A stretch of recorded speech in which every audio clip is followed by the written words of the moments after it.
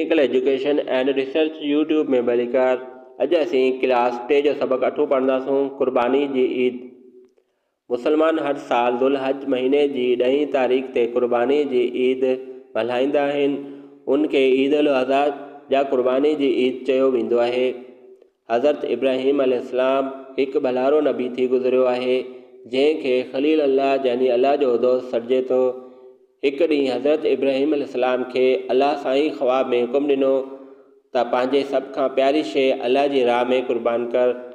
हज़रत इस्माइल अलैहिस्सलाम हज़रत इब्राहिम अलैहिस्सलाम जो नाहित सुलझणो, सदूरो ऐं सभ खां प्यारो पुटु हो।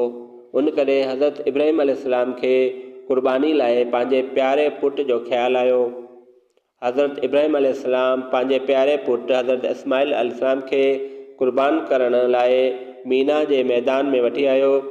इहो 10 दुल्हज जो ॾींहुं हो।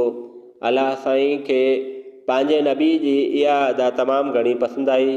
हज़रत इब्राहिम अलैहिस्सलाम जॾहिं पुट खे क़ुर्बान करणु लॻो त ख़ुदा जी कुदरत सां हिकु दुंबो ज़ाहिर थियो ऐं हज़रत इब्राहिम अलैहिस्सलाम खे अल्लाह साईं जो हुकुम थियो त इन दुंबे खे क़ुर्बान कर।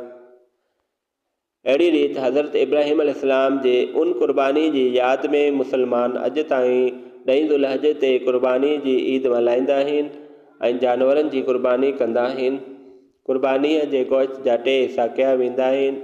हिकु हिसो पंहिंजे लाइ रखिबो आहे, ॿियो हिसो माइटनि अज़ीज़नि ऐं दोस्तनि लाइ ऐं टियों हिसो ग़रीबनि, मिसकीननि ऐं पाड़े वारनि खे ॾिनो वेंदो आहे। प्यारा ॿारो, असांखे बि घुरिजे त नेकी ऐं भलाई लाइ हर क़िस्म जी क़ुर्बानी ॾियणु सिखूं। पंहिंजी कमाई मां ग़रीबनि, मिसकीननि ऐं पाड़े वारनि जी मदद करियूं। चैनल खे सब्सक्राइब कंदा जीअं तव्हांखे अपडेट मिलंदी रहंदी।